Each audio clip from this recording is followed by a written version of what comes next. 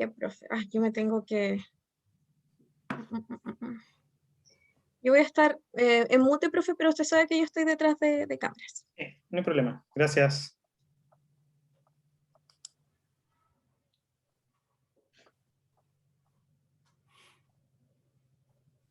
Ya, profe. En 3, 2, 1. Estamos al aire. Gracias, Perlí. Buenas tardes a todos los participantes que van llegando. Vamos a esperar unos 2 minutitos para que puedan ingresar los que están en la sala de espera para esta nueva sesión de webinar organizada por la carrera de Pedagogía Matemática y el Magíster en Didactica de la Matemática de la Facultad de Educación de la Universidad de Concepción. Así que, por mientras que esperamos a que ingresen, ¿ya?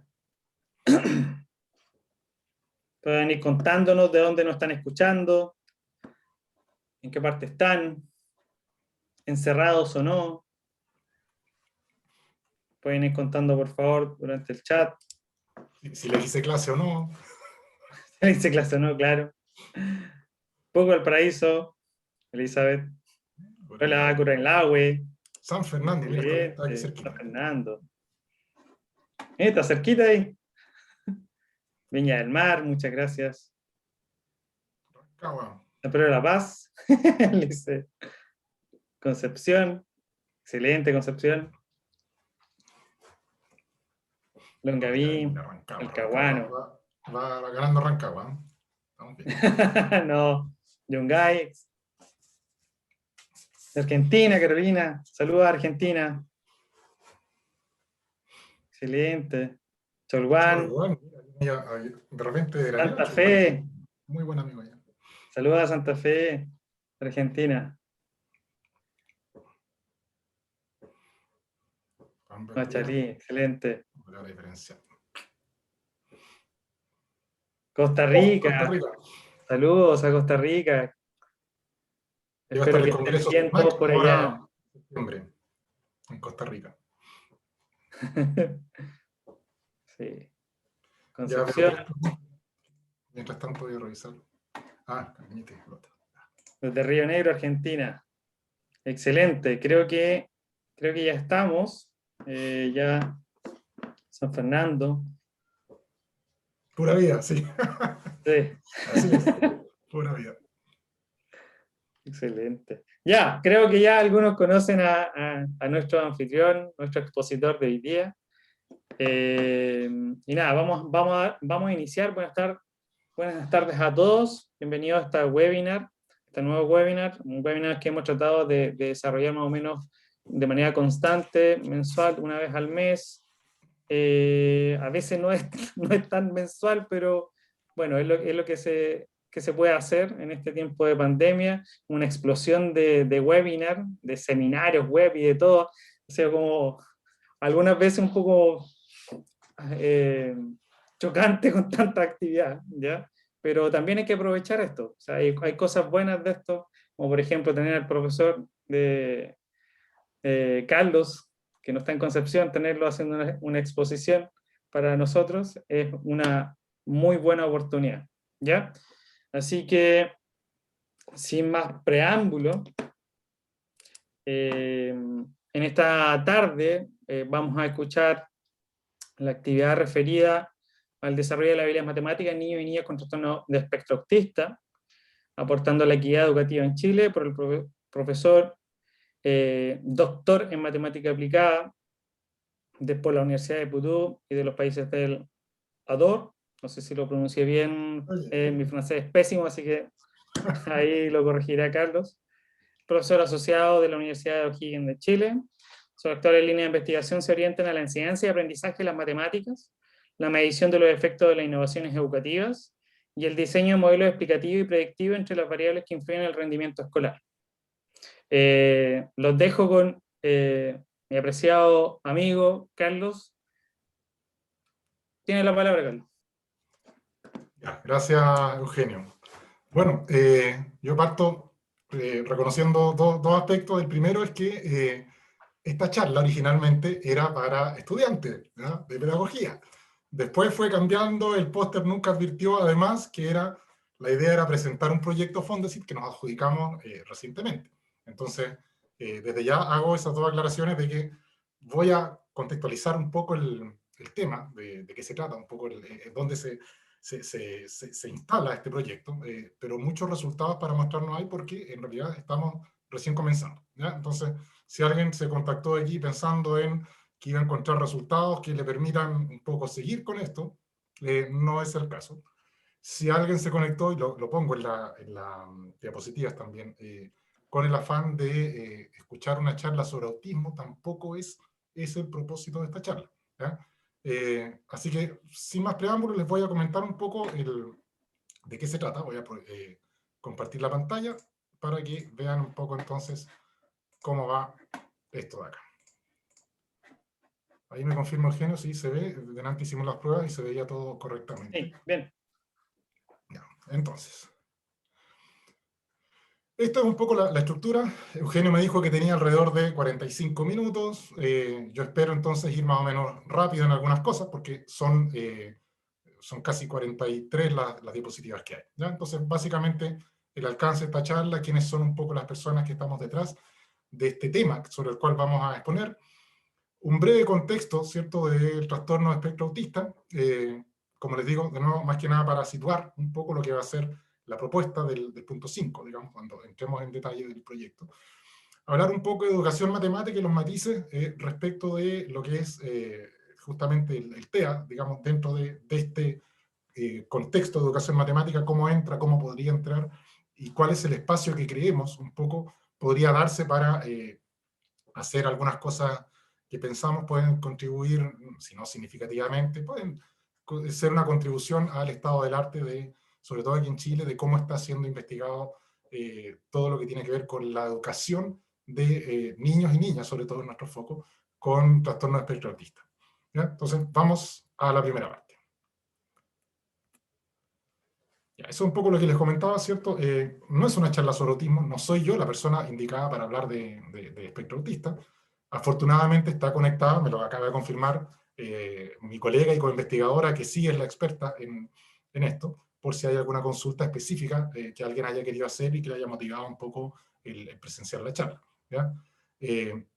Pero básicamente creemos, ¿cierto?, que es un grupo de gente con bastante trayectoria científica que permite en cierta manera instalarse en propiedad para considerar que podemos contribuir un poco en este tema, ¿ya? Partimos por casa en cuanto a la institución un poco que alberga el proyecto. Estoy yo como investigador responsable de este Fondesit, ¿ya? Tal como decía Eugenio, yo no soy profesor, lo reconozco siempre, ¿ya? Me encantaba la pedagogía, tuve mi crisis, ¿cierto?, sobre qué estudiar en mi vida, si matemática o pedagogía, pero finalmente matemática pudo más y me especialicé en eso. Pero el corazón me trajo de vuelta un poco a la educación matemática, y es donde he estado entonces trabajando, investigando, y me ha gustado un poco mucho transferir un poco ese conocimiento disciplinar, ¿cierto?, adaptado a distintas realidades escolares. Y entonces acá en la Universidad de O'Higgins tuve la suerte de conocer también a una colega y amiga, Soledad, con la cual en el itinerario un poco cotidiano, ¿cierto?, empezamos a conversar y ver qué cosas hacía cada uno, y empezamos junto con los colegas de la Universidad de Concepción, que a todo esto, por si alguien no sabe, fue mi alma mater, yo estudié ahí, trabajé 20 años allá también, y me vine acá un poco a Rancagua porque era una universidad nueva y quería estar acá, pero por lo tanto, a este personaje de arriba, ¿cierto? Gamal Cerda, que si alguno de ustedes lo conoce, también colega, amigo, uno de los mejores metodólogos de investigación que hay también acá en Chile. Hemos trabajado bastante en conjunto. Éramos la dupla un poco de trabajo y en la de Conce, y entonces ahora seguimos colaborando, y también ustedes ven que aporta una línea muy asociada un poco a la psicología del desarrollo, psicología educativa, y por lo tanto complementa muy bien esa parte. Y para este ámbito en particular, ¿cierto?, de necesidades educativas especiales, también tenemos la suerte, también doble suerte, de ser también colega y amiga del grupo, Ivonne González, que es profesora de educación especial, y que por lo tanto es la persona que nos puede hacer la bajada ya con este tipo de niños. y niñas. ¿Ya? Es distinto de repente tener una idea, ¿cierto?, de qué es lo que se podría hacer, tener una idea de cómo medirlo, pero si no está la posibilidad o la expertise de cómo implementarlo, queda ahí nomás, en idea. Entonces, si ustedes se fijan, acá un poco, mostrando desde ese punto de vista, es un proyecto bien transdisciplinar, en el sentido que convoca, entonces, distintas capacidades que se complementan, pero que están supeditados, y por eso lo transdisciplinar, ¿cierto?, a una metodología. O sea, no es que cada uno tenga e investigue desde sus lineamientos metodológicos un problema, en este caso, ¿cierto?, el desarrollo de las habilidades matemáticas, sino que definimos, acordamos una metodología de trabajo sobre la cual cada uno va a aportar su expertise. Básicamente, ¿cierto?, la ventaja un poco de tener disciplinas un poco disímiles es que de repente uno no se ve limitado a ciertas preconcepciones que pueda tener de lo que se puede o no se puede hacer, ¿ya? Entonces, es lo que siempre digo yo, la transdisciplina permite hacerse la pregunta, bueno, ¿y por qué no? ¿Cierto? ¿Por qué no intentamos esto? ¿Por qué no? Y recibir como respuesta, ¿por qué no? Porque no se puede, ¿cierto? O porque se ha intentado. Entonces, ese complemento un poco de distintas miradas para intentar un elemento específico es algo que yo les diría que me tiene muy orgulloso un poco de este equipo. Aparte que los coinvestigadores y coinvestigadoras son, pero un 7, personas muy productivas, muy trabajólicas, muy comprometidas, así que en ese sentido son mejores coinvestigadores que investigadores responsables en este proyecto. Vamos al contexto entonces. O sea, si vamos a hablar, ¿cierto?, de lo que queremos hacer, que tiene que ver un poco con personas de espectro autista, obviamente que hay que mencionarlos un poco. Desde la óptica mía, digamos, como persona que se interesa en contribuir acá, ¿qué es lo que en cierta manera me ha llamado la atención un poco? ¿Ya? De hecho, cuando yo conversaba un poco y le he dicho a cercanos, a colegas que no son necesariamente especialistas en el tema, que vamos a trabajar con autismo, inmediatamente surgen estas preconcepciones, ¿ya? Gente con una alta capacidad, ¿cierto?, intelectual, un nivel de razonamiento, memoria enciclopédica, y eso en realidad es, sí, es parte un poco de las posibilidades que hay dentro de personas que uno puede encontrar con este trastorno, pero no es necesariamente lo representativo. De hecho, yo cito ahí un par de referencias sobre las cuales muestra que en realidad esto es alrededor de un tercio de personas que uno podría pensar que tienen esta capacidad por sobre la media. A mí me gustaba mucho esta descripción que hace la Alison Singer, ¿cierto?, que es la presidenta un poco de la Fundación de Ciencia para el Autismo, que justamente dice un poco, lo plantea de esta manera, o sea, puede o no, ¿cierto?, puede o no tener lenguaje, puede aplicarse a un individuo que se autolesiona o a alguien que tiene problemas. Entonces, la descripción, por una parte, a priori, para alguien que no conoce del tema, al leer esto, ¿cierto?, uno dice, bueno, entonces pónganse de acuerdo, o sea, que es prácticamente algo muy amplio, y justamente un poco eso refuerza lo correctamente asignado que está, ¿cierto?, el apelativo de espectro, ¿ya? Es un espectro de situaciones sobre las cuales uno puede clasificar cierta, entonces, prevalencia o trastorno, que está, por lo demás, bien definido. No es que esta ambigüedad que aparentemente se sugiere aquí sea algo que no permita tener ya un examen, ¿cierto?, una tipificación cierta o certera de cuál es este trastorno, ¿ya? Si ustedes googlean trastorno espectro autista van a llegar a diferentes matices, pero básicamente un poco a mí me gusta esta explicación o presentación que hace entonces aquí esta agrupación de España, porque en cierta manera advierten pequeñas ideas muy sintéticas, un poco ciertos elementos que son bien particulares, ¿no? Es un trastorno de origen neurobiológico, ¿cierto?, y que principalmente afecta a la comunicación e interacción social y a la flexibilidad del pensamiento y la conducta, ¿no? Y además, entonces, ofrece esta información que para alguien que eventualmente no tenga mucha información sobre el tema, ¿cierto?, no está determinada la causa. Hay ciertos factores que en cierta manera pueden aumentar o no la probabilidad de que alguien lo tenga, pero la causa y el origen no está del todo claro, ¿cierto? Tiene características propias y definitorias, un poco para, ¿cierto?, indicar un poco frente a una incorrecta interpretación de la aseveración que se hizo en la diapositiva anterior. Esto está bien definido, se puede entonces diagnosticar y clasificar, ¿cierto? La variabilidad, no hay dos personas con TEA iguales, ¿ya? O sea, la vivencia de una persona con TEA, ¿cierto?, no necesariamente es la que puede tener otra persona, ¿ya? Depende de muchos factores que es importante entonces también tener en consideración y sobre los cuales muchas veces el proceso de acompañamiento o el proceso formativo que se le puede ofrecer a estas personas es también entre comillas, una obra de arte en sí misma. ¿ya? Tampoco tiene un rasgo físico diferenciador, ¿ya? Que es algo que de repente la gente dice, yo te miro y digo, mira, tendrás TEA, no tendrás TEA, no tiene nada que ver con eso. Es entonces algo que acompaña a la persona a lo largo de su vida, ¿cierto? Y bueno, hay que tener, ¿cierto?, un abordaje integral respecto a los apoyos para poder trabajar con ella, y también una parte importante que es también algo que en la literatura, que uno cuando empieza a buscar e interiorizarse desde el punto de vista de la evidencia científica, ve que es un factor fundamental un poco en los avances que se pueda tener, la efectividad un poco de las intervenciones, tiene que ver con el apoyo en la familia, que también es parte un poco, ¿cierto?, medular de la situación. O sea, es el núcleo familiar el que tiene que entonces adecuarse para que esta diferencia sea también simplemente eso, una diferencia y no un déficit respecto de lo que pueda hacer esta proyección familiar. Como número, ¿cierto? Costó un poco encontrar algún valor. El valor más cercano y más actualizado que logramos encontrar en su momento era el que daba el doctor García, ¿ya? Que hablaba alrededor de 50.500 niños con esta condición, digamos, año 2017. Supongamos que estará del orden de los 52.000. Esto también obedece, y hay que decirlo, ¿cierto?, a todo un problema que hay también de catastro, de registro, propiamente tal, respecto de este tipo de situación y de condición. Entonces también tenemos cifras que son referenciales y sobre los cuales tampoco hay mucha información tan precisa como para poder acotar de cierta manera este tipo de población, ¿ya? Ahora, como sujeto, ¿no es cierto?, sujetos de derecho de enseñanza, ¿cierto? Mineduc también ha tenido que hacerse parte y ha difundido manuales de apoyo, un poco de apoyo docente para apoyar el trabajo con alumnos TEA, ¿ya? Y si uno lee las guías, son guías que cumplen un poco con los lineamientos generales, ¿cierto? Y por lo tanto son apoyo, pero son apoyo en cierta manera del gran panorama un poco de cómo debiera encauzarse esto de acá.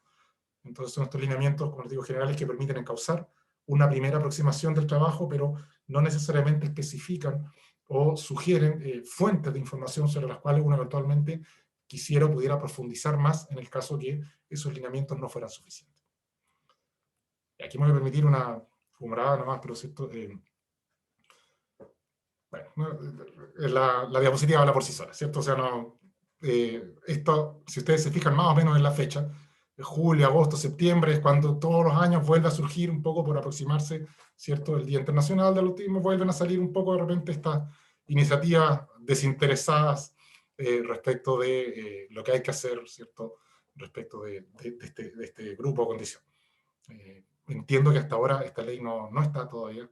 Entiendo también que en algún momento se presentó algo para que el TEA pasara al plan auge. Ahí, bueno, después Soledad a lo mejor en el chat podrá confirmar si eso ya es efectivo o no.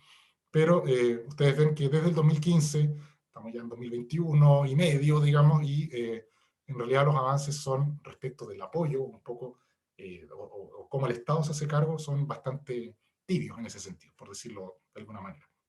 De nuevo, para la prevalencia que tiene en la propia. Porque acuérdense, esos 50.500 no es la población de personas con espectro autista, son los niños con espectro autista. Ya, bajemos un poco a la parte, en cierta manera, sobre la cual puedo hablar con un poco más de propiedad, ¿ya? Hay un tema que tiene que ver con una mala práctica compartida de repente o buscada y no necesariamente aclarada por educadores, por investigadores, que tiene que ver con casi esta existencia de que en realidad si eres malo para matemáticas porque no has encontrado el libro, o no has encontrado el profesor, o no has encontrado, ¿no es cierto?, la fórmula que te permite un poco avanzar, ¿ya? Esa es una manera muy simplista de ver la construcción del conocimiento matemático, ¿ya? El conocimiento matemático puede eventualmente, claro, ser recordado por alguna fórmula, ¿cierto? Pero esa fórmula te establece ciertos niveles de acceso al conocimiento que son muy parcelados y, sobre todo, al no tener entendimiento o cabal comprensión de lo que significa o lo que acuña ese procedimiento que está resumido en esa fórmula, tampoco me va a permitir avanzar o adquirir más conocimiento. Entonces, en general, todo este tipo de libros que hacen ver que la matemática es fácil o no, ustedes saben que este concepto de facilidad es algo muy propio, muy personal, ¿ya? Algo que es fácil para uno puede ser difícil para el otro. entonces son situaciones en las cuales uno generalmente trata de evitar. En general, lo que uno rescata es, ¿cierto?, lo que ya Anatole France decía, ¿cierto?, que es la continuidad de la perseverancia. O sea, algunos perseveran o tienen que perseverar más, ¿cierto?, a otros les cuesta más, a otros menos, pero siempre está el tema de que en matemática es necesario un trabajo, es necesario pensar en cierta manera, y es necesario, por lo tanto, cierto grado de esfuerzo. ¿Significa eso que hay opciones que facilitan ese esfuerzo para hacerlo menor? Por supuesto.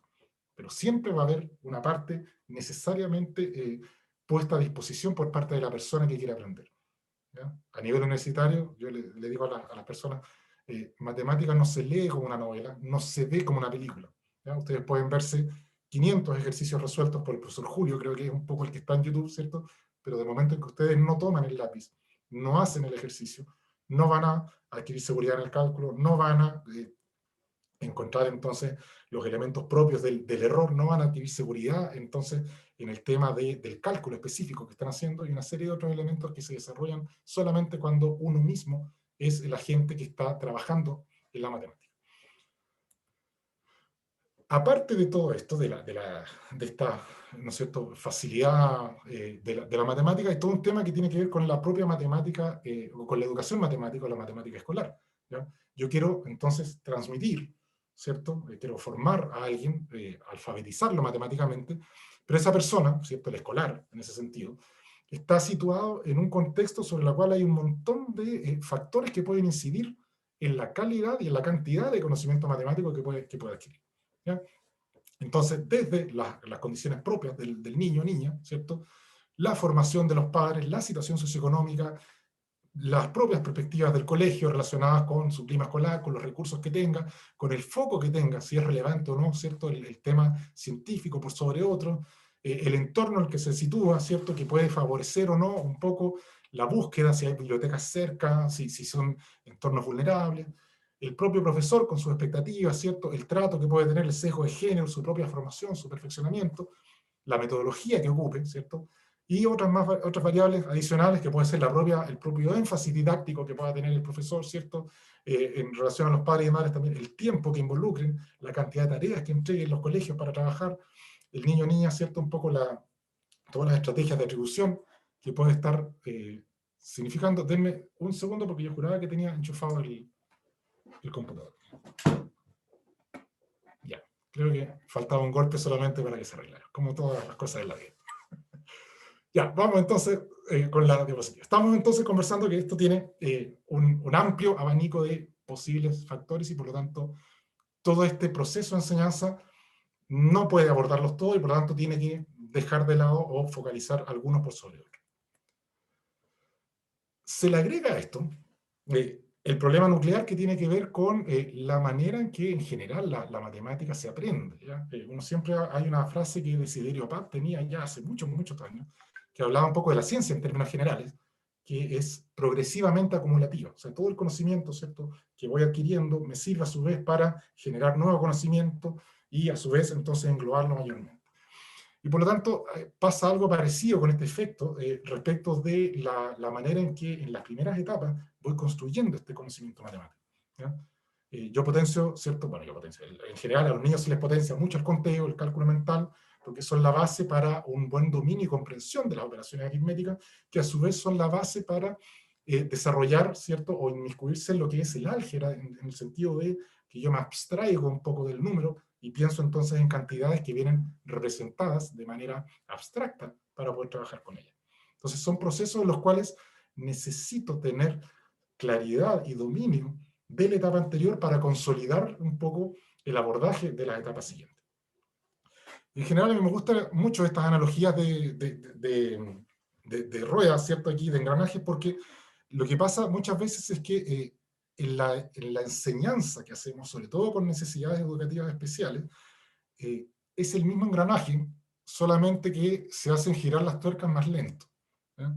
Y eso es muchas veces debido a que la concatenación, entonces, de elementos sobre los cuales se estructura la transmisión del conocimiento matemático no ha sufrido mayores variaciones o no ha innovado mucho respecto de cuáles son los elementos que secuenciadamente o en paralelo pueden trabajarse para llegar a aquilatar, entonces, nuevo conocimiento matemático.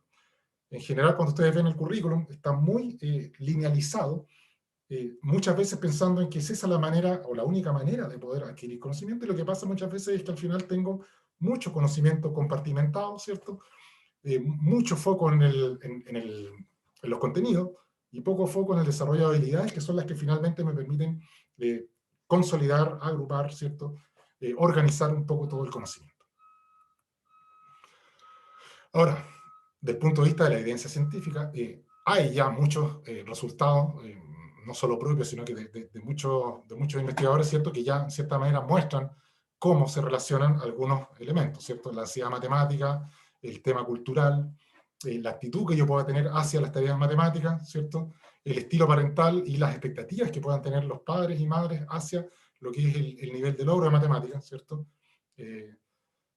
Hay también dentro de estos mitos, ¿cierto? Que muchas veces ustedes habrán escuchado en las reuniones de apoderados, o en los casos de estudiantes, incluso sus propios padres, que dicen, mira, no te preocupes, si a ti te va mal, obvio, pues a mí también me va mal en matemáticas, y eso es una falacia, pero gigante, ¿cierto? Porque no hay ningún gen que tenga asociado el rendimiento en matemática que se transmita, digamos, de progenitor a hijo, eso no existe, ¿ya? Hay un desarrollo propio que tiene que ver con, por una parte, obviamente lo que pueda traer yo por genética, pero también mucho que tiene que ver con el proceso formativo que yo tengo. Acá en el gráfico del lado, ¿cierto?, tenemos ya con un poco más de detalle ciertos elementos propios de competencia matemática, la predisposición, ¿cierto?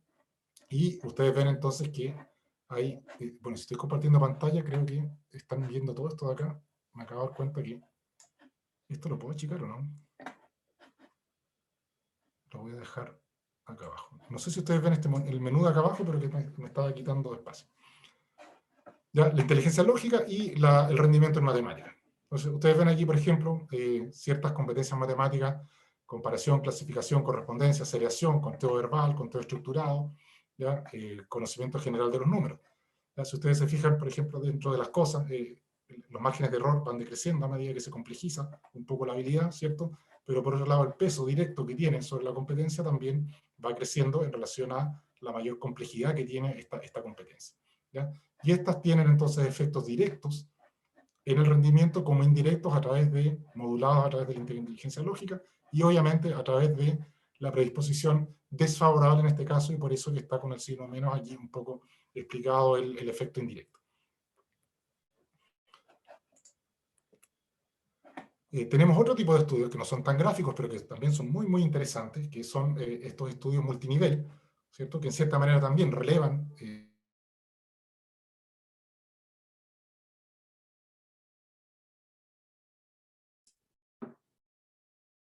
Tenemos un pequeño problema.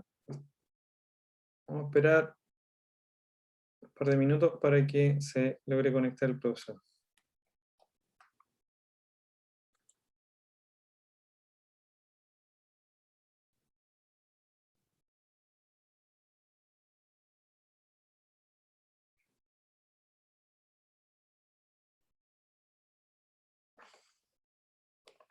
Estos son los contratiempos de la era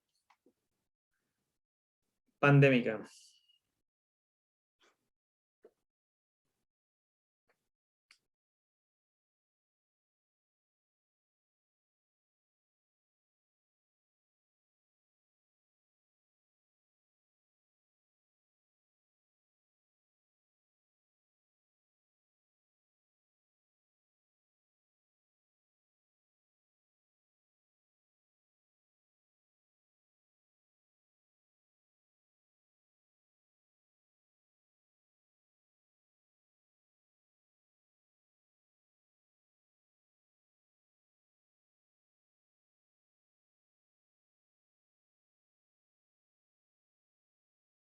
El profesor ya se está reconectando, así que esperemos un minuto, por favor.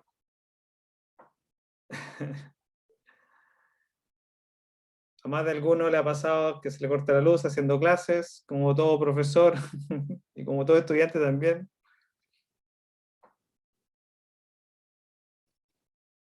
Así que vamos a esperar al profesor, ya está reconectando. Me avisa que está a punto de proyectar de nuevo.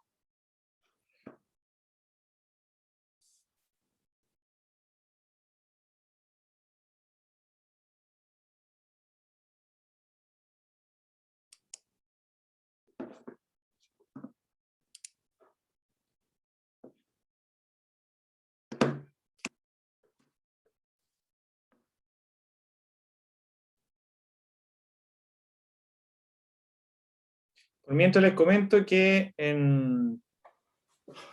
Ahí está, bien, excelente. Perdón, estas son las cosas que me pasan a mí nomás.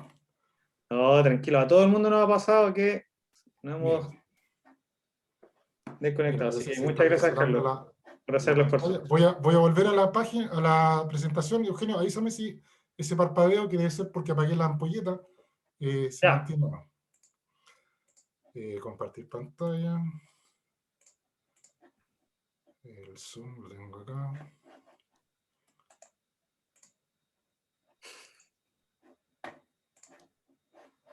Cancelar.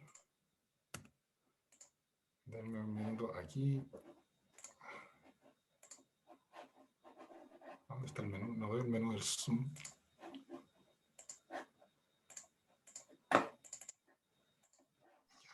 Ahí voy. excelente.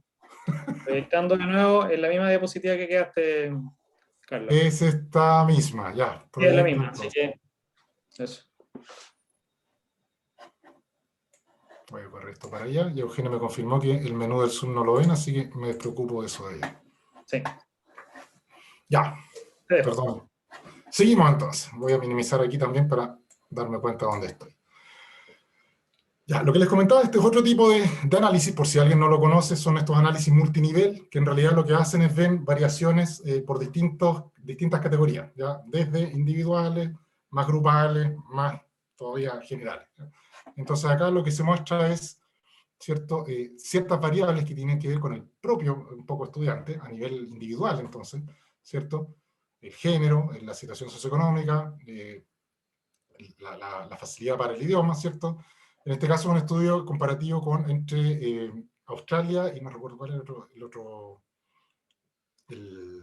aquí aparece, ¿no? Australia y Estados Unidos, ¿ya?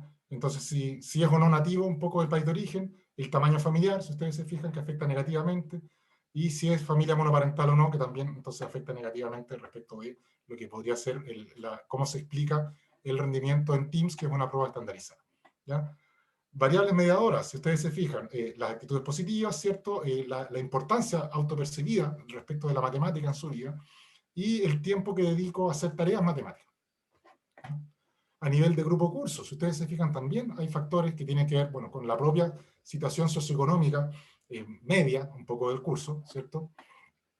En qué lugar estoy, un poco en cierta manera, y si tengo o no el mismo profesor, ¿ya? Que también entonces incide de cierta manera, que en este caso es negativa para efectos de lo que es el rendimiento en Teams. Aquí, este es un rendimiento en general, ¿ya? O sea, el rendimiento Teams no es necesariamente el rendimiento de la asignatura del curso que se está midiendo.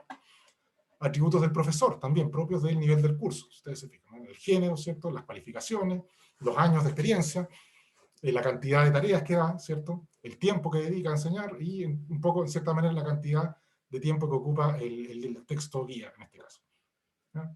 Y tamaño, ¿cierto? A nivel ya de escuela, ¿cierto? Macro categoría, el tamaño de la escuela, ¿cierto? Si es selectiva o no, obviamente que eso tiene una incidencia que es esperable, de cierta manera. Si es o no, si tiene admisión abierta, ¿cierto? Y, en cierta manera, cuánto dedica el colegio al perfeccionamiento en matemáticas. Bueno, una serie de resultados que muestran, en cierta manera, que esa visión que teníamos antes de todos estos factores, ¿cierto? Todo influye. Todo influye. Algunos en mayor manera, otros en menor manera. Obviamente, la mayor o menor manera va a depender de las particularidades propias de cada realidad, pero todo influye en esto de acá. Vamos bajando un poco hacia desde donde podemos un poco opinar, ¿cierto?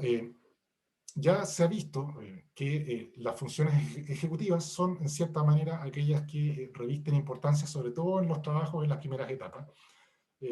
Aquí depende dónde busquen ustedes en general, a nivel un poco científico, se trabaja con este modelo de 3 categorías, ¿cierto?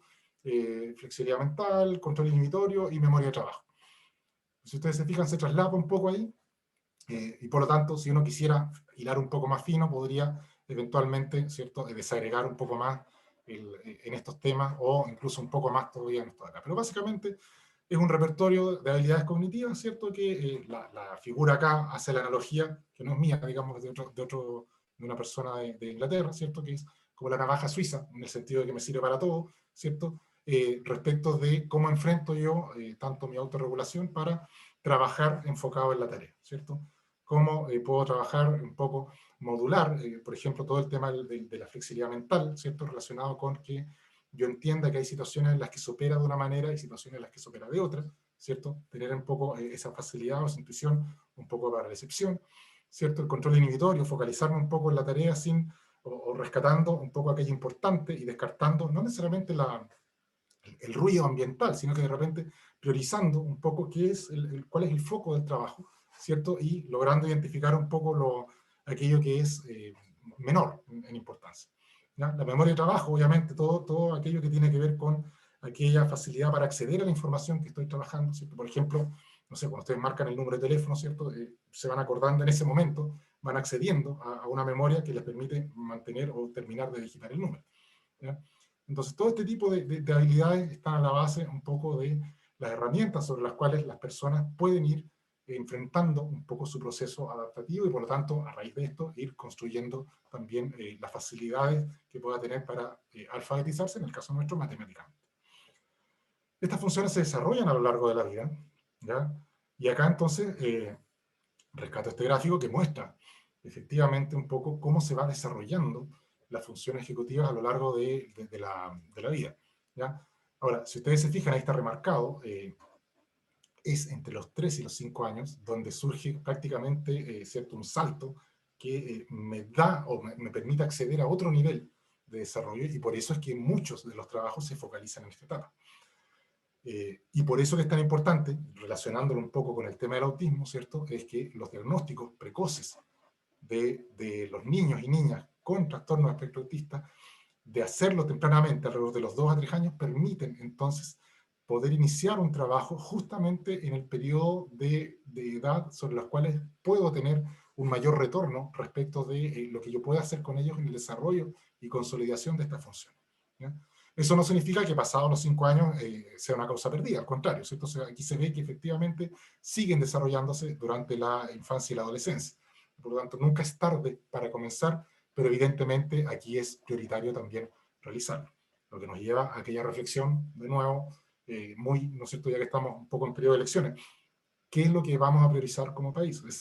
Es esta la mayor señal respecto de que en realidad es la infancia la que tiene que ser prioridad, ¿ya? Para el tema de tener mejores ciudadanos en el futuro.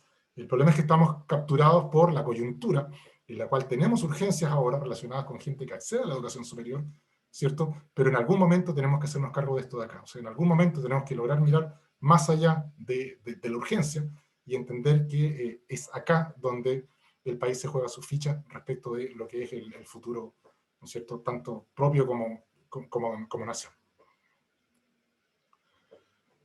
Y aquí están un poco distintas evidencias, ¿cierto?, que muestran que en realidad la función ejecutiva efectivamente es un buen precursor o predictor del rendimiento o el itinerario académico posterior, al menos en matemática, el lenguaje también, ¿cierto?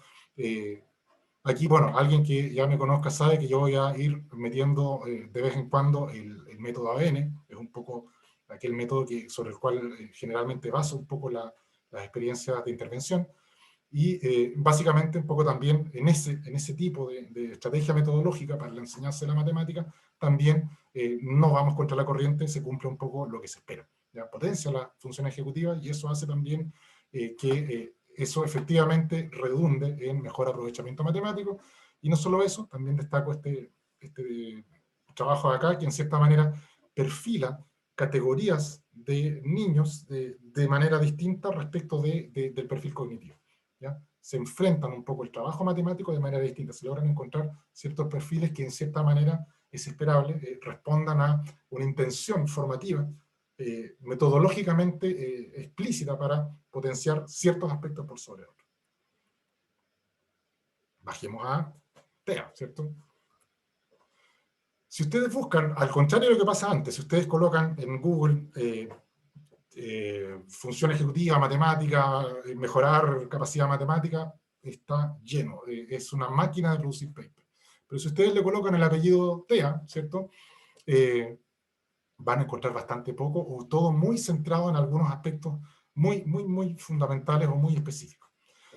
Van a encontrar mucho seguramente de estos dos programas, ¿ya? El TouchMath y el Solvit, que en realidad uno es, un poco el mismo icono gráfico lo muestra acá, son experiencias asociadas al conteo muy un poco cercanos a lo manipulativo, ¿ya? Entonces tienen una cierta lógica de que a través de la propuesta permite entonces acercar estos dos espacios que son un poco el pictórico, ¿cierto? Y el concreto a través de estas experiencias que en un comienzo son sensoriales, pero después pasan a ser relativamente pictóricas, pero con ciertas señas que en cierta manera lo asocian un poco a la experiencia previa. Solvit también es un programa que se estructura bastante articuladamente con distintos procesos. En realidad no es solo un programa desarrollado para autismo, ¿ya? Sino que es una metodología que en particular se ha mostrado bastante eficiente también en cuanto a su alcance, en cuanto de nuevo a los lineamientos generales, para poder trabajar respecto de este tipo entonces de trastorno. En Chile también existió una iniciativa, yo la desconozco, no la he practicado, pero es necesario en cierta manera reconocer que hay experiencias previas relacionadas con esto. Hago un alcance ahí, que en este caso coinciden un poco los dos conceptos, pero voy a volver atrás. TouchMat es un programa, al igual que Solvit, pero programa en el sentido que es algo establecido, con secuencias, ¿cierto? Actividades programadas, ¿cierto? Y una lógica un poco de implementación. Eso es un programa para efectos prácticos. En el español tenemos un poco esta confusión que no necesariamente programa es, por lo tanto, un software, ¿ya? No necesariamente es algo que tenga que ver con un manejo tecnológico informático, ¿ya? Entonces, en el caso del programa, voy a bajar esto que me está tapando acá arriba, ¿cierto? Proyecto Matemáticas, esto además es un programa que es un software, digamos, o es entonces un objeto informático sobre el cual se trabaja.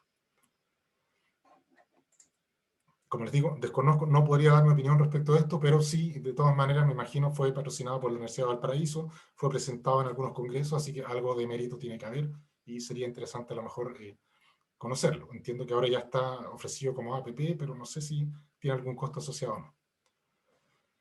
Y si ustedes se fijan, también hay, si uno busca, ya con un poco más de dedicación, no con la misma facilidad que tenía antes, va a encontrar también algunos resultados que son bastante interesantes, ¿ya? Entonces, cómo afectan las funciones ejecutivas a estos trastornos de espectro autista, ¿cierto? Cómo eventualmente este programa TEAC, ¿cierto? Que es un poco cómo se estructura la enseñanza para estos niños y niñas, ¿cierto? O sus variaciones, como este de acá, que es una variación cercana, permiten efectivamente un mejor aprovechamiento en lo que tiene que ver con la competencia matemática. El TEC, por si alguien no lo conoce, es básicamente la manera en que se estructura el proceso de enseñanza, ¿cierto? Para los niños y niñas con trastorno espectro autista. Muy entrado, ¿cierto?, en la parte visual, muy estructurado, con mucha rutina y estrategia de trabajo, ¿ya?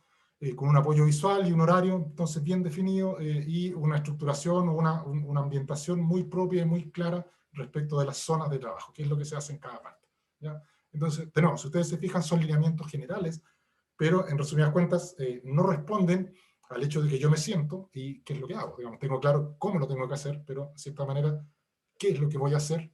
¿Cierto? Es un poco la pregunta que requiere, entonces, un poco más de profundización, conocimiento, desarrollo, y queda mucho a nivel, de repente, de lo que cada persona puede hacer. Y ahí es donde, entonces, aterrizamos ya en lo que va a ser el proyecto, ¿cierto?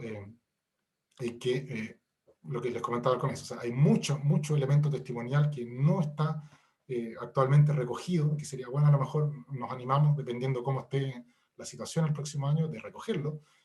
Mucho know-how relacionado con lo que pueden hacer las personas que ya están trabajando en esto. El proyecto, ¿cierto?, no va a ser una revolución, no estamos diciendo que nosotros vamos a cambiar el mundo con esto, pero sí creemos que es una contribución del punto de vista de que percibimos, en base a todas las experiencias anteriores, hemos trabajado con niños y niñas con trastorno del lenguaje, hemos trabajado con altas capacidades, con desarrollo típico, con distintas categorías de personas, y los resultados hasta ahora nos han sido favorables. Hemos logrado establecer o aportar algo más. Y creemos que también podemos hacerlo en este grupo, y eso es un poco lo que nos motiva a trabajar acá, ¿ya? Creemos que hay espacio entonces para mejorar o para contribuir en este ámbito. ¿Y qué cosa? Y aquí ya llegamos a la recta final. ¿En qué, por ejemplo? ¿No? Este proyecto que planteamos tiene una duración de 4 años, comienza este año 2021, y tiene que ver entonces un poco con orientado en estas dos grandes preguntas. ¿Cuáles son los mecanismos mediante los cuales se desarrollan estas habilidades matemáticas? ¿Ya? ¿Cómo capturo información? ¿Cómo la proceso? ¿Cierto? ¿Qué habilidades están involucradas? Es súper importante el tema de las habilidades, ¿cierto? Que están tan de moda de repente, porque mucha gente dice, bueno, ¿cómo, por ejemplo, si estos niños tienen problemas de lenguaje, cómo voy a desarrollar la argumentación? Argumentación no necesariamente significa que la persona tenga que explicar de sus propias palabras. Puede perfectamente también significar un proceso inverso en el que la persona pueda identificar argumentos que son correctos o no. Y por lo tanto, el lenguaje no necesariamente es un obstáculo para desarrollar las habilidades. La facilita, por supuesto, ¿ya? Pero no es una condición necesaria para poder desarrollar, ¿ya? Hay muchas intervenciones de repente que tienen un impacto local, no solamente local por la cantidad de personas involucradas, como en este caso obviamente es un trabajo muy, muy individual, sino que por la duración temporal del efecto que puede generarse, ¿ya? La idea es ver si efectivamente al enfocar el trabajo matemático de cierta manera, es posible encontrar capacidades que se desarrollan que no necesariamente tienen que seguir siendo reforzadas, sino que por sí mismas permiten entonces generar nuevos vínculos que permitan entonces a estas funciones ejecutivas, por ejemplo, ¿cierto? Dar cierto cambio de velocidad o dependiente respecto de la adquisición de habilidades o conceptos matemáticos. Como objetivo general, entonces, si ustedes se fijan aquí, el objetivo de Clara directamente es un programa de intervención, ¿ya? Flexible y adaptativo, en el sentido de que, claro, dijimos en un comienzo, cada persona con TEA es un caso en sí mismo, ¿cierto? Entonces vamos a buscar de qué manera este trabajo puede ser en cierta manera documentado, testimoniado y transmitido para que otras personas eventualmente puedan recogerlo y enfrentar un trabajo matemático, ¿ya? Eso es un poco el objetivo general. Tenemos ciertas hipótesis un poco basadas en lo que hemos visto antes, ¿cierto? Que existen diferencias, obviamente, por tipo de trastorno, o en el espectro en que esté, ¿cierto? Respecto de estos factores cognitivos, por edad mental, no necesariamente cronológica, en los niños y niñas con TEA.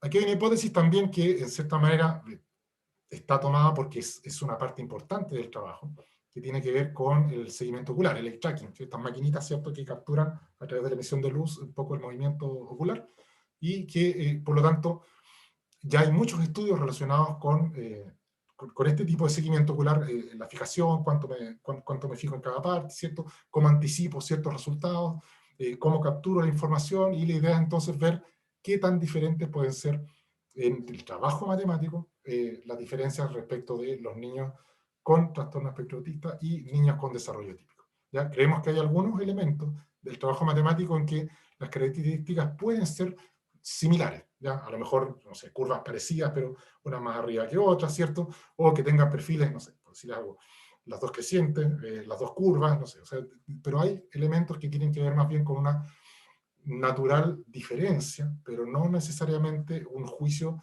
de valor distinto respecto a lo que se logra en el trabajo matemático, y para eso el eye tracking da ciertas medidas objetivas que no solo permiten ver eso, sino que también nos van a permitir prever cómo se captura la información para poder diseñar estas actividades de intervención, ¿ya?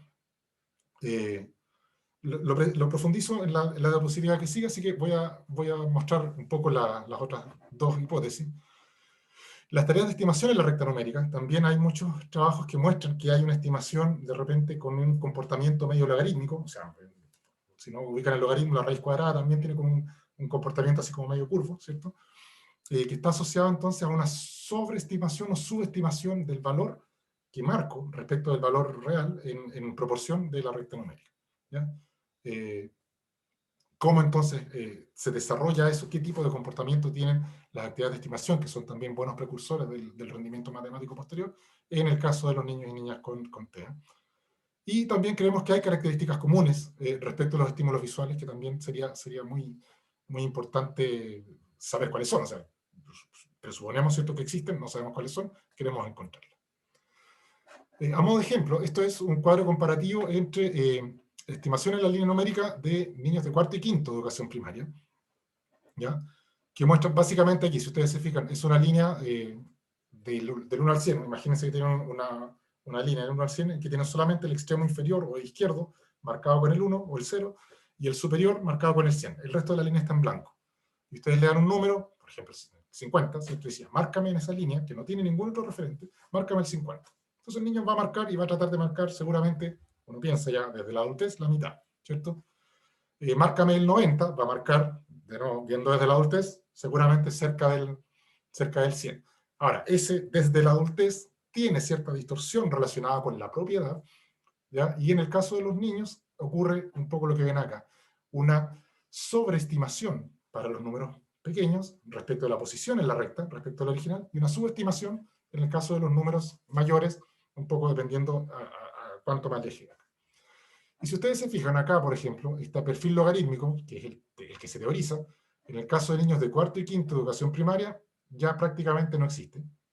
Está ahí marcado, hay bastante precisión un poco entre la estimación y el número, ¿ya? Pero en el caso, por ejemplo, aquí de escolares sordos, se ve cierto perfil un poco logarítmico, que es un poco el que quiere representar esto de acá.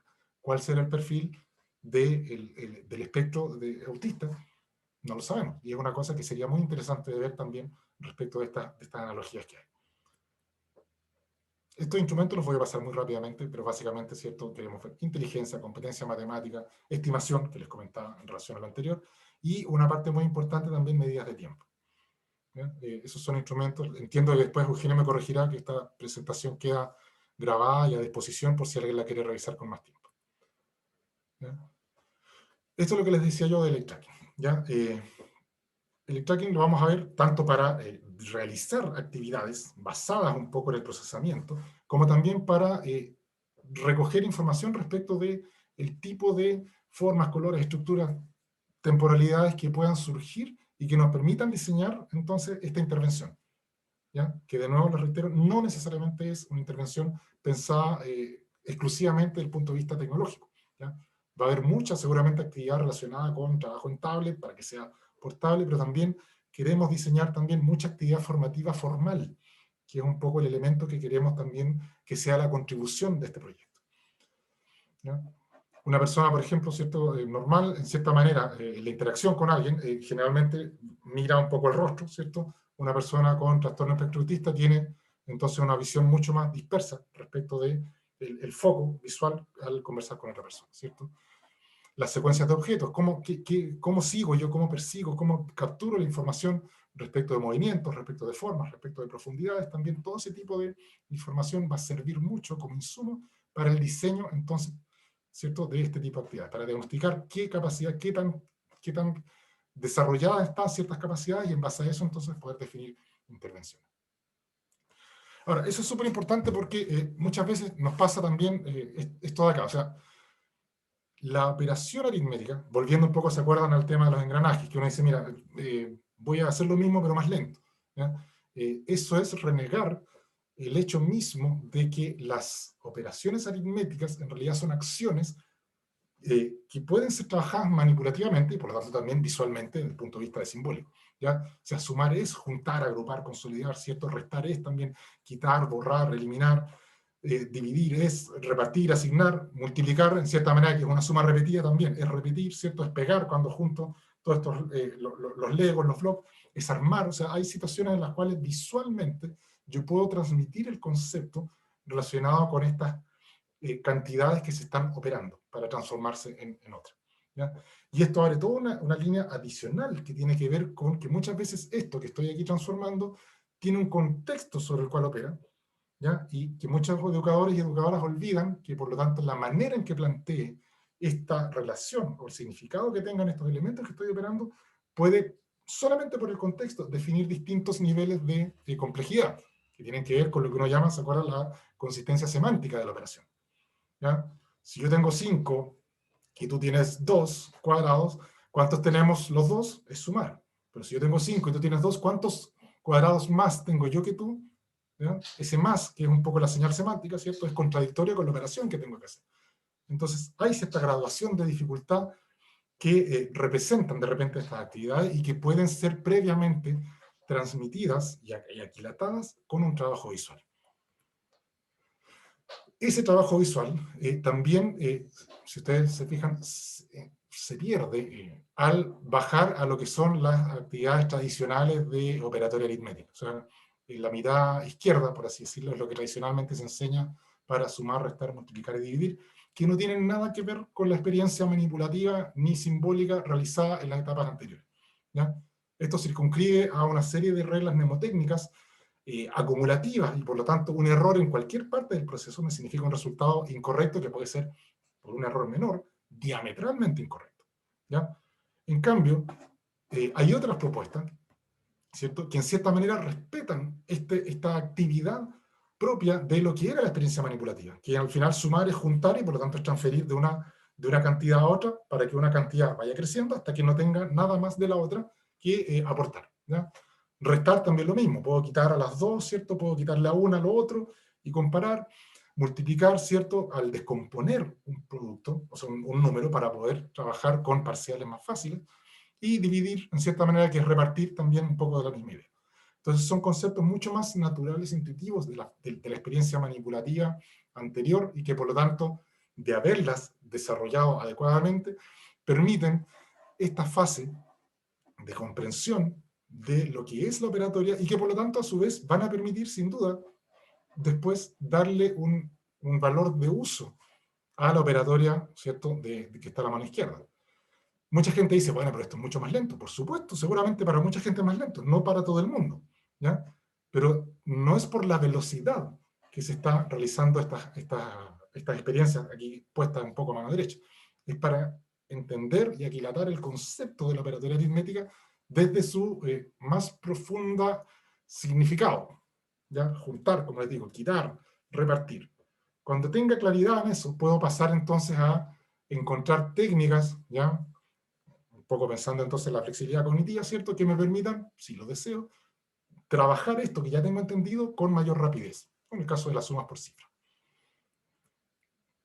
Yo les voy a mostrar aquí dos ejemplos que tienen que ver con dos elementos que en cierta manera visualmente pueden insinuarse que son también asociados con habilidades matemáticas. Vamos a partir, creo, no sé cuál está aquí, vamos a partir con el que corresponde aquí nomás. Voy a tirar esto para acá arriba.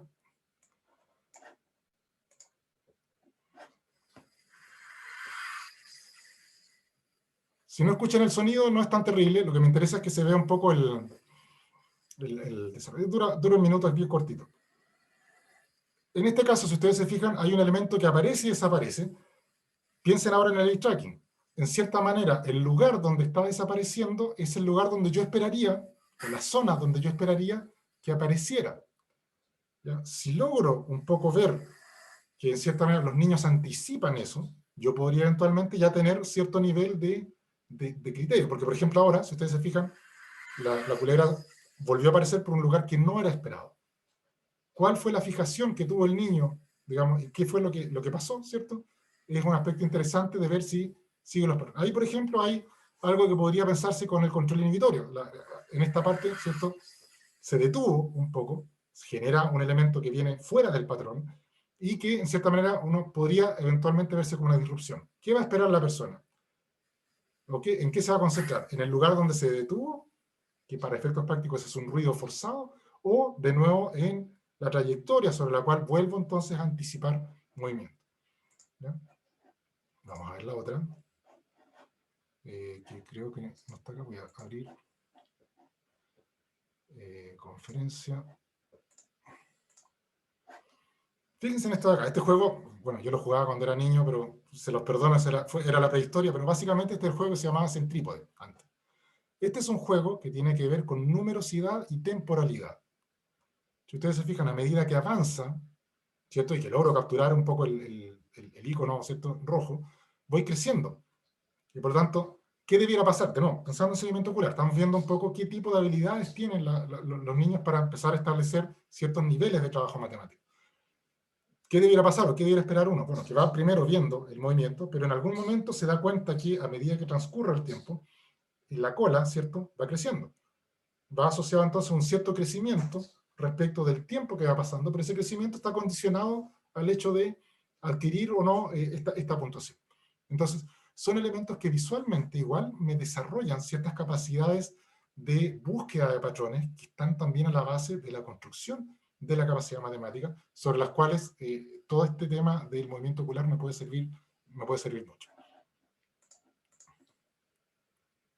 ¿Ya?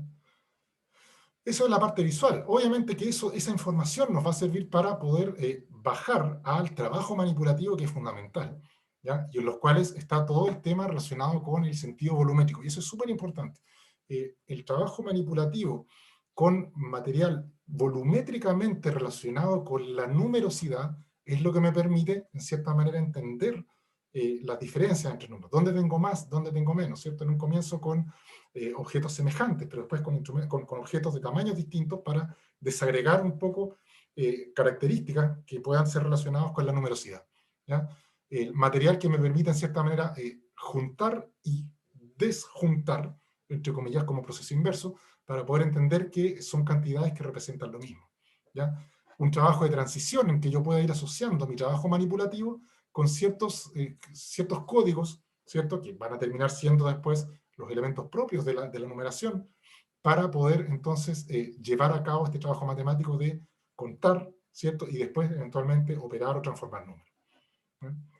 Entonces, si uno ve, ¿no?, a priori, pensando un poco desde la intuición, me dice, bueno, todo este trabajo que está estructurado y que tiene cierta secuencia lógica y que permite un poco una cierta gradualidad, armoniza bien con esta estructura, alineamiento TEAC, sobre el cual uno debiera estructurar un poco la enseñanza de niños y niñas con TEAC, ¿ya?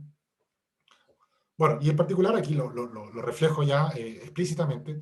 Este foco de intervención es el que vamos a ocupar con el método abierto basado en números, que es un poco la metodología sobre la cual hemos estado trabajando de manera rigurosa en los últimos, yo les diría, 8 o 10 años, es que no quiero parecer tan viejo, y sobre los cuales hemos tenido evidencias de logro en prácticamente todos los escenarios educativos en que nos hemos planteado, ¿ya? Y creemos que esta es, a priori, una buena base para comenzar, ¿no?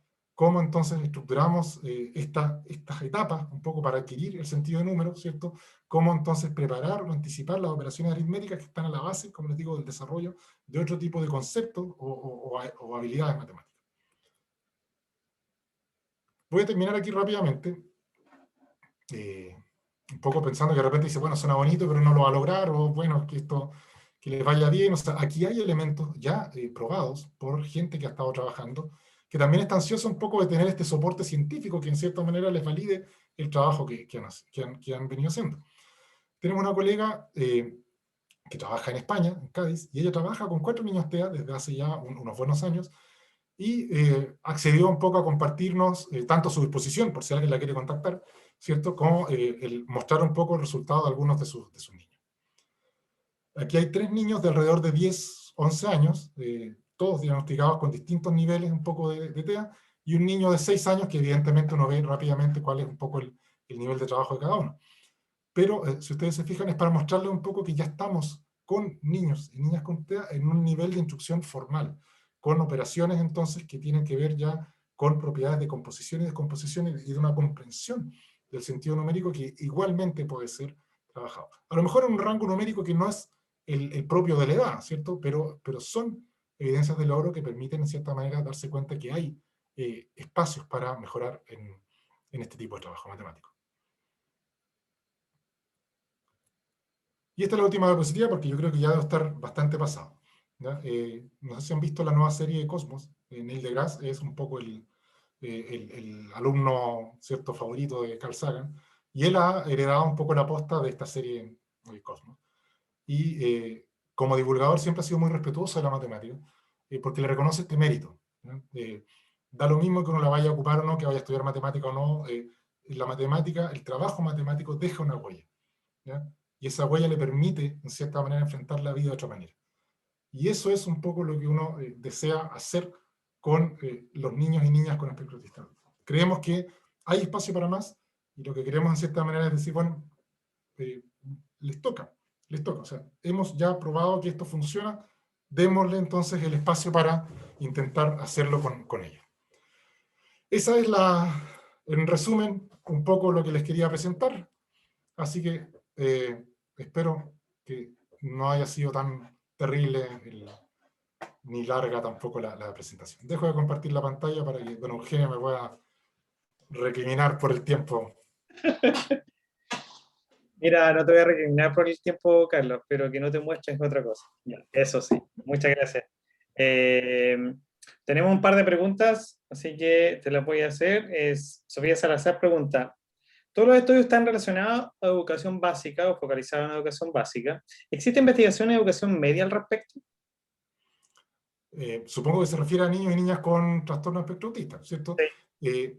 Desconozco en Chile, si hay o no, uno de los elementos que mencionaba ahí tienen que ver más bien con niños que ya yo diría que están terminando la educación infantil, pero generalmente ahí los estudios se sesgan un poco en las altas capacidades. ¿Ya? Generalmente hay mucho estudio de síndrome de Asperger y comparaciones, en el tema de matemática, que es el tema un poco que queremos proponer. En el resto de los ámbitos desconozco, ahí ya reconozco que no he profundizado tanto respecto a eso. Pero un poco por lo mismo, o sea, por esa pendiente que les mostraba el desarrollo de la función ejecutiva, el foco generalmente es tanto por la necesidad de detección temprana del síndrome, ¿no es cierto?, como un poco por la propia pendiente que ofrece el desarrollo de la función ejecutiva, es que generalmente se focalizan en infancia. De que hay, pero va a haber menos de lo menos que hay ya en TEA en infantil. Ya. Mónica plantea que hay material en Chile que ya aborda la estructura, la enseñanza de la matemática, la didáctica de la matemática desde esta perspectiva. No sé si tú conoces, puedes hablar un poco sobre el método Copici. En realidad es más un comentario que pregunta, pero en realidad me gustaría no, que está súper bien. te refirieras a eso. Es súper atendible y respetada la pregunta. Acá no hay defensas corporativas, y es lo que siempre hemos dicho respecto de muchas cosas. Copici, Montessori, ABN, tienen muchos elementos comunes. No van a encontrar un método que pueda atribuirse todo en su estructura de manera específica, ¿ya? O decir, mira, esto es genuinamente mío. O sea, si uno ve ABN va a decir, oye, pero esto es Montessori, salvo que de repente vea ciertos matices. Si uno ve Barata Longton va a decir, mira, pero es que esto es ABN, salvo ciertos elementos. O sea, cada metodología tiene cierta consistencia, ¿cierto? Y todas en cierta manera acuerdan y reconocen un poco esto que Copici resume de esa manera. O sea, dice, bueno, tengo etapas que son naturales, ¿cierto? Lo concreto primero tengo que trabajarlo, porque es de ahí donde entonces adquiero esta conceptualización, la sintetizo después, y por lo tanto, ese elemento Copici es cierto, está implementado, pero tiene ciertos matices diferentes con, como te decía, Barata Longton, lo que es un poco Waldorf, lo que es Montessori, lo que puede ser también ABN en los niveles infantiles, o las propuestas ya después más elaboradas, qué sé yo, no me gusta Kumon, pero Kumon en cierta manera también tiene ciertos elementos propios más de lo simbólico y abstracto respecto de un poco el trabajo que se hace. O sea, pero sí, o sea, Copici es una metodología que se está haciendo, sí, tiene muchos elementos en común que son rescatables, por supuesto, ¿cierto? Pero no es la única opción y la invitación es esa, justamente. O sea, si hay un método, en el caso nuestro, ¿cierto? Hemos contribuido a mostrar evidencia científica de la metodología ABN. Eso no desacredita las otras metodologías. Al contrario, las invita a tratar de mostrar también cierto nivel de evidencia que las haga también tener ciertas opciones confiables. Pero indirectamente, el hecho de que tengan tantas cosas en común también indirectamente las valida por el hecho de que están también apuntando un poco hacia los mismos propósitos y en cierta manera con estructuras bastante similares. Ok, muchas gracias, Carlos. Carolina Burgos plantea lo siguiente: buenas tardes, soy psicóloga y mamá de un niño de TEA de 7 años. ¿Dónde puedo en concreto acceder a los estudios y a la metodología que plantea? Para apoyarlo como madre, ya que en el colegio es poco el apoyo entregado en matemáticas. Y ahí, nuevamente, como carrera también me hago cargo a la pregunta y a la inquietud también. Ya, a ver, de nuevo, yo insisto en el punto. Este proyecto está iniciando recién. O sea, a mí me gustaría haber sido esta la charla de término del proyecto y haberles dicho, por favor, tomen todo lo que tenemos y aprovechenlo. ¿Ya? Yo espero que en 4 años más Don Eugenio me invite y podamos cumplir ese propósito. Mientras tanto, a ver, ¿qué consejo? Primero, les advierto que el trabajo un poco va a estar focalizado por la propia naturaleza un poco de los investigadores territorialmente en Rancagua y en Concepción. ¿Ya? Son los dos focos un poco de desarrollo del proyecto. Vamos a ir tratando de ir resumiendo elementos de trabajo en la medida que vayan surgiendo, pero todos estos trabajos también requieren de repente mucho tiempo. Por lo tanto, mi consejo es aprovecharnos de la buena voluntad de Almudena, ¿ya? Y yo entonces les voy a compartir el correo electrónico de ella, porque ella me dijo un poco que tenía esa disposición para colaborar con gente que justamente tuviera ese tipo de necesidad, ¿ya? Obviamente en la medida, ella es maestra, trabaja también con niños, ¿cierto? Pero en la medida que ella pueda también gustosa de colaborar, si es que yo creo que es la mejor manera de responder a esa inquietud. O sea, si es una inquietud ya de cómo lo hago para efectos inmediatos de un requerimiento que ya está, tiene que ser con alguien que ya lo esté implementando, ¿ya? Así que ahí Almudena Duarte, si la googlean van a encontrar algún par de presentaciones que hizo en los congresos ABN, y si no, ella accedió a que yo les compartiera el correo electrónico y a la cual pueden contactar, y gustosa les va a responder ese tipo de preocupaciones mucho más propias, digamos, y muy justificadas. Gracias. Elizabeth Ramos plantea lo siguiente: si miramos el currículo chileno, nos habla de 4 habilidades transversales: representar, modelar, comunicar y resolver problemas. ¿De qué manera esperan algún resultado en una o varias de ellas? Por ejemplo, la habilidad de representar con niños TEA o en modelar con TEA. Bueno, eso es lo mismo que comentábamos de argumentar. O sea, la lectura de la habilidad por defecto en el currículum nacional presupone de repente una transmisión verbal de parte del propio educando, ¿ya? Y eso es, por así decirlo, es la opción por defecto, la opción... sí, estoy viendo ahí el correo. Sí, sí, Valentina, voy a escribirlo, lo voy a rescatar y lo escribo en el chat. Estaba viendo el mensaje. Volviendo un poco a la pregunta. Entonces, la habilidad de modelar, por ejemplo, también puede ser perfectamente visual respecto de ciertos elementos. Ustedes no sé si han visto todos estos juegos de razonamiento lógico que hay de repente, en que yo puedo ir elaborando, sin necesariamente verbalizar el trabajo, distintos elementos que van concatenando una serie de elementos lógicos, y por lo tanto el modelamiento tiene que ver en ese caso con esta concatenación, ¿ya? No olvidemos también que los currículum de los niños y niñas con TEA son currículum adaptados a las capacidades y necesidades un poco propias del contexto que tienen. Y por lo tanto, no es que yo diga, mira, es que no tienes la habilidad de modelar a cierto nivel. O sea, con el hecho de haberla ya desarrollado o haberla experimentado, ¿cierto? Yo puedo también entonces contribuir a su formación matemática. Representar de la misma manera. Yo puedo ver, entre comillas, como ingeniería inversa, si la persona está respondiendo visualmente o comunicativamente, ¿ya? Respecto de ciertas actividades en las cuales yo pueda percibir la comprensión o desarrollo de esa capacidad, ¿ya? Otro elemento que no mencionamos acá, que tiene que ver también, los lineamientos curriculares son muy modestos de repente en los niveles de logro o en la escala numérica de trabajo, ¿ya? Si ustedes se fijaron ahí, por ejemplo, en los ejemplos que nos prestó Almudena, ¿cierto? Por si algo, en preescolar llegamos hasta el nivel 20, un poco de operatoria. En primero básico creo que no me acuerdo si 50 o 100, siendo que en primero básico uno le pasa de repente 500 pesos o 1000 pesos al cabro para que se compre sus cosas, o están jugando al Fortnite y van en los 15.400 puntos, y son nociones numéricas que no es que necesariamente dominen, pero sí son parte de su universo matemático.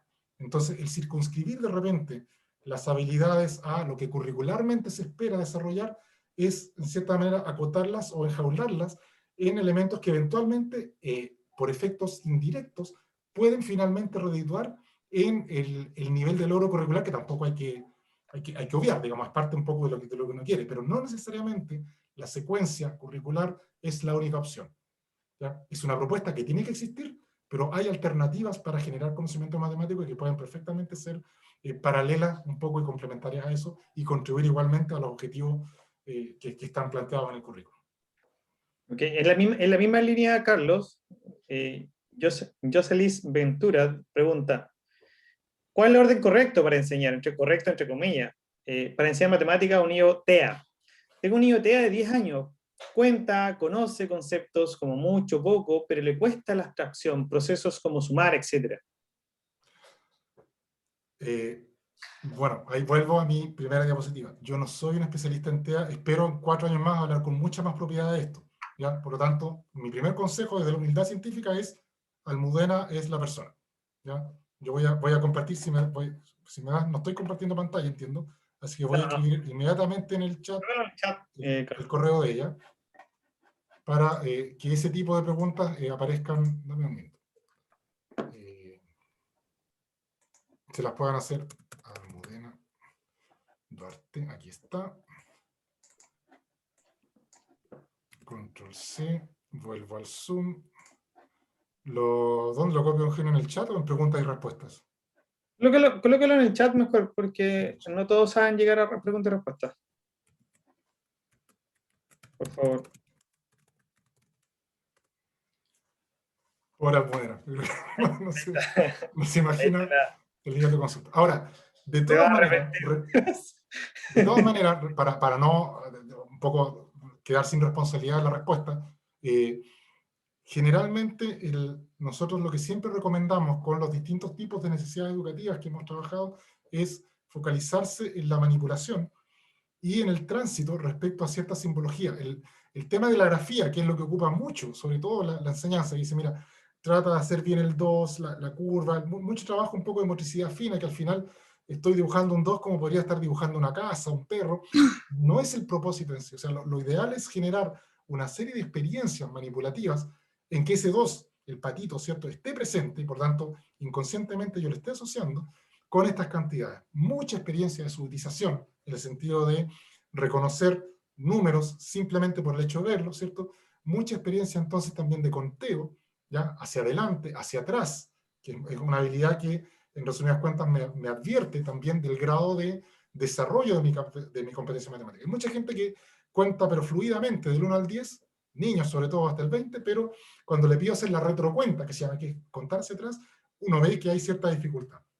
Entonces, y basta el tiempo sofán, mientras uno vea que ese tipo de habilidades no han sido desarrolladas, no ir más allá, ¿ya? Tratar de ir consolidando las habilidades matemáticas, porque es su consolidación la que después me va a permitir recuperar el tiempo perdido en lo que invertí en ese momento.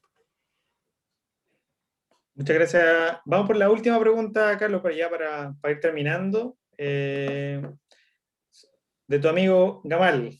Oh, ya. No podía quedar sin bombazo. Era obvio. En la perspectiva de la presentación, ¿existiría una especie de didáctica específica para niños y niñas con TEA? ¿O bien es importante pensar que el conocimiento matemático se adquiere de forma similar a los niños y niñas de desarrollo típico? ¿Y qué podría ser parte de este enlentecimiento de la visión de engranaje? ¿O es posible aventurar otro enfoque? Sí, típica pregunta de Gamal Serra. Estas son preguntas así como kilométricas. A ver, todo esto es ficción, como les digo, no hemos trabajado antes formalmente con niños y niñas con TEA. Yo creo que desde la perspectiva de la metodología sobre la cual quiero implementar las actividades, no debieran haber diferencias en la calidad de la instrucción, ¿ya? No debieran haber diferencias en cuanto a la didáctica asociada, más sobre aspectos a lo mejor individuales del acompañamiento, pero la didáctica específica puesta en marcha para este tipo de niños y niñas, ¿cierto? Tomada un poco desde el punto de vista inicial, de cuando empiezo un poco con el sentido numérico, ¿cierto? Con un poco las distintas representaciones de cantidades y finalmente las opero. Yo creo que a distinta velocidad de apropiación seguramente, pero obedecen a una misma lógica. Y esa va a ser la apuesta principal de un comienzo. Tratar de forzar de la misma manera el horizonte numérico curricular, ya esperado, que en cierta manera hay que probar si se puede ir más allá, porque todo indica, en todas las experiencias anteriores, que el horizonte numérico es simplemente un referencial, pero no debiera ser un fin en sí mismo, ¿ya? Si el niño o niña con TEA es capaz de seguir contando hacia adelante, fantástico, aprovechemos esa posibilidad.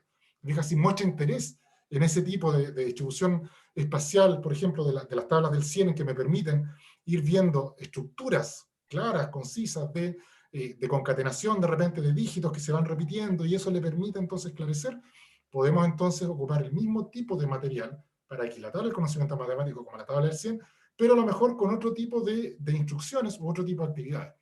Pero yo en un principio no estaría tan rupturista respecto de cómo vamos a enfrentar la didáctica directamente. Sí, en cuanto a la estructura, en cuanto al nivel de logro, en cuanto a la dedicación, a ese tipo de cosas, sí, pero yo te diría que Y es parte un poco de la expectativa, o sea, mostrar de nuevo que los niños y niñas con TEA son diferentes, eso es todo, y esa diferencia puede ser de todas maneras asumida responsablemente por una propuesta formativa en matemática en particular.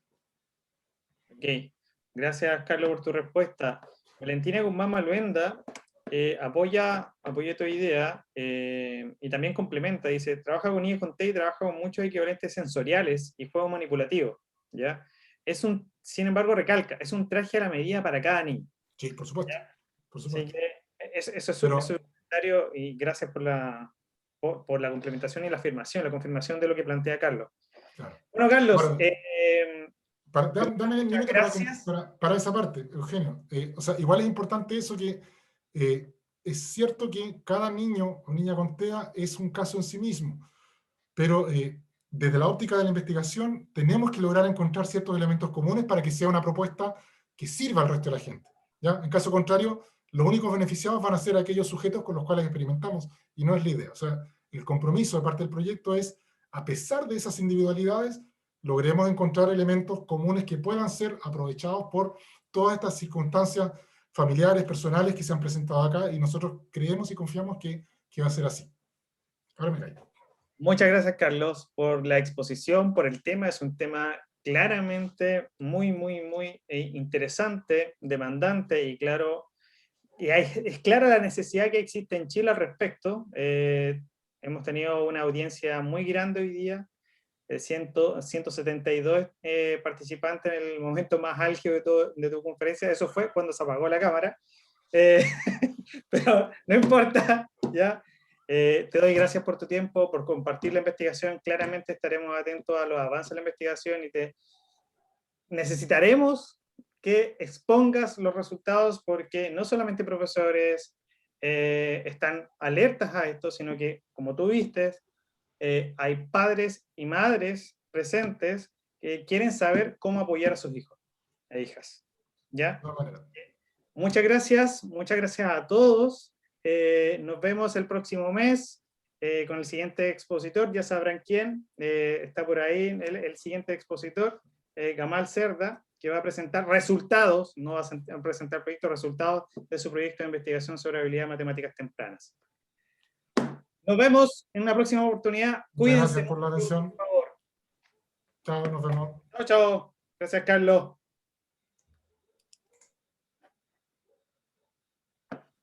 Ya.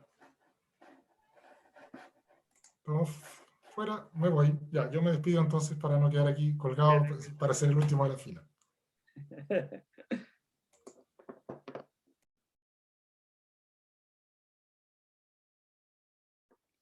Charlie, te voy a... estoy copiando los datos de una... No sé si es profesora. Estoy copiando los datos de una profesora en el chat que me pidió un certificado de asistencia. Se lo voy a enviarle la constancia, ¿no? La constancia. ¿Ya? Eso. Ya, por eso no me va a salir. Nos vemos. Chao, profe, que esté bien. Gracias, Charlie, por todo. Igual, profe, estamos en contacto. Sí. Chao, chao.